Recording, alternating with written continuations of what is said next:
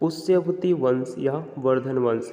गुप्त वंश के पतन के बाद जिन नए राजवंशों का उद्भव हुआ उनमें मैत्रक, मौखरी, पुष्यभूति, परवर्ती, गुप्त या गौड़ प्रमुख है। इन राजवंशों में पुष्यभूति वंश के शासकों ने सबसे विशाल साम्राज्य स्थापित किया। पुष्यभूति वंश के संस्थापक पुष्यभूति ही थे।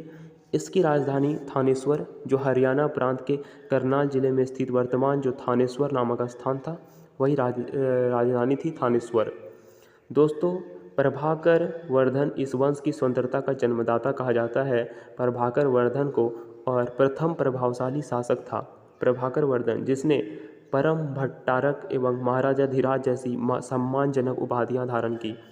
प्रभाकर वर्धन की पत्नी यशोमती के 2 पुत्र राज्यवर्धन और हर्षवर्धन थे।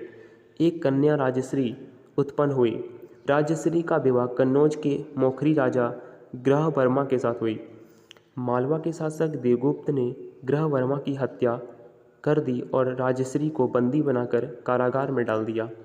राज्यवर्धन ने देवगुप्त को मार डाला, परंतु देवगुप्त के मित्र गौड़ नरेश शशांक ने धोखा देकर राज्यवर्धन की हत्या कर दी। शशांक शैव धर्म का अनुयायी था। शशांक, और इसने बोधि वृक्ष बोधगया को कटवा दिया। बोधि वृक्ष जो बोधगया में थी वो कटवा दिया, शशांक ने कटवाया था। राजवर्धन की मृत्यु के बाद 606 ईस्वी में 16 वर्ष की अवस्था में हर्षवर्धन थानेश्वर की गद्दी पर बैठा और हर्ष को शिलादित्य के नाम से भी जाना जाता है। इसने परम भट्टारक नरेश की उपाधि धारण की थी। दोस्तों, हर्ष ने शशांक को पराजित करके कन्नौज पर अधिकार कर लिया तथा उसे अपनी राजधानी बनाया। हर्ष की पुलकेशिन II के बीच नर्मदा नदी के तट पर युद्ध हुआ, जिसमें हर्ष की पराजय हुई।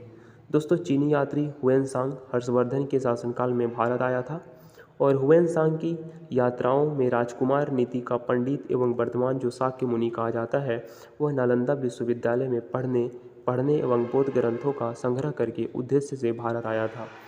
दोस्तों, हर्ष ने 641 ईस्वी में अपने दूत चीन भेजे और 643 ईस्वी में से 645 दोनों चीनी दूत के दरबार में आए।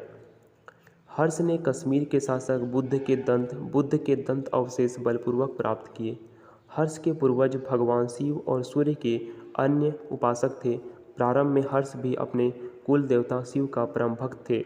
चीनी यात्री हुएनसांग से मिलने के बाद उसने बौद्ध धर्म की महायान शाखा का राज्याश्रय प्रदान किया और वह पूर्ण बौद्ध बन गया। हर्ष के समय नालंदा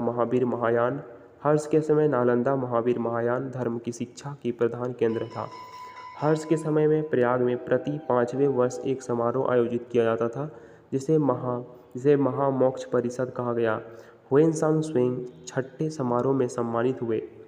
वानभट्ट हर्ष के दरबारी कवि थे। उन्होंने हर्षचरित एवं कादंबरी की रचना की।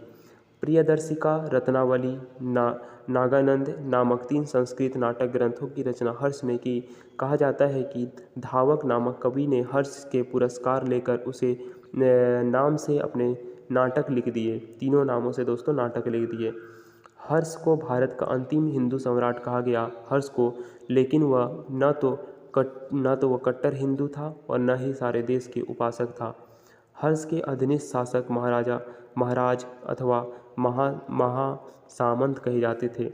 हर्ष के मंत्रिपरिषद के मंत्री सचिव या अमात्य कहा जाता था। प्रशासन की सुविधा के लिए हर्ष की साम्राज्य कई प्रांतों में विभाजित था। प्रांत की भुक्ति कहा जाता था। प्रत्येक भुक्ति का शासक राजस्थानी, उपरिक एवं अथवा राष्ट्रीय कहलाते थे। हर्ष में प्रांतीय शासक के लिए लोकपाल शब्द आया। भुक्ति का विभाजन जिलों में हुआ था। दोस्तों, जिले की संख्या भी विषयपति होता था और विषय के अंतर्गत कई पाठक आधुनिक तहसील होते थे। ग्राम शासन की सबसे छोटी इकाई थी। ग्राम शासन का प्रधान ग्रामा छटलिक होता था कहा जाता था। पुलिस कर्मियों को चाट या भाट कहा गया और अश्व सेना के अधिकारियों को बृहदेश्वर या पैदल सेना के अधिकारियों में बलाधिकृत या महाबलिधिकृत कहा जाता था। दोस्तों, हर्षचरित के सिंचाई के साधन के रूप में तुलातंत्र या जल पंप का उल्लेख मिलता है। हर्ष के समय मथुरा सती वस्त्रों के निर्माण के लिए प्रसिद्ध था। दोस्तों हर्षचरित के अनुसार धर्म एवं उसकी मंत्री परिषद जैसे जैसे जैसे भैंडिक प्रधान सचिव होता था, सिंहनाद प्रधान सेनापति होना था, कंतूल अश्वसेना का प्रधान होता था और स्कंदगुप्त गज सेना का प्रमुख होता था।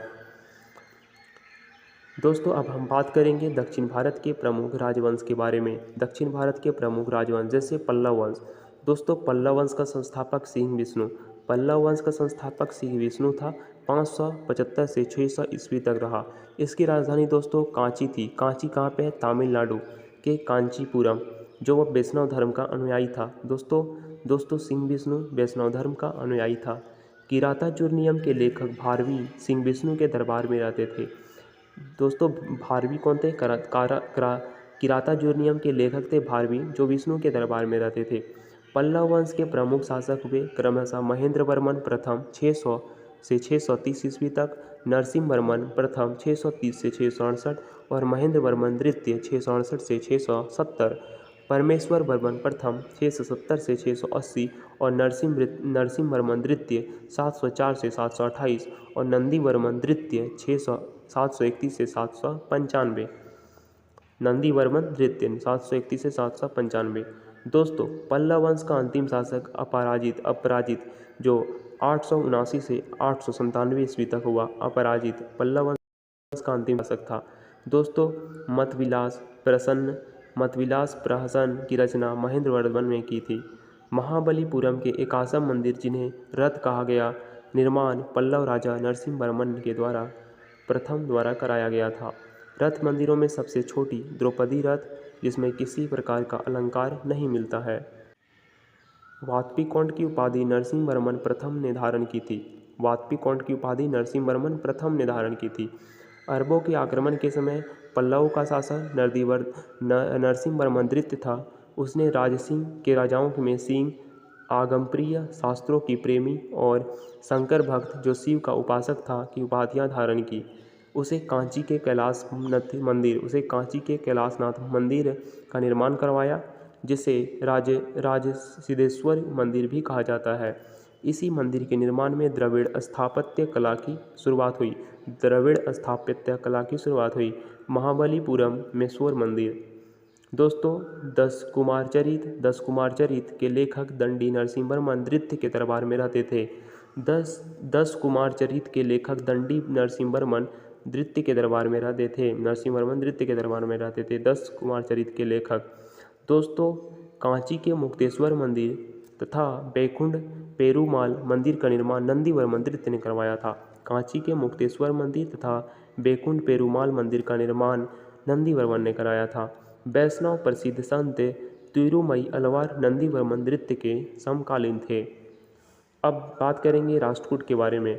राष्ट्रकूट का जन्म संस्थापक दंती दुर्ग 752 ईस्वी था।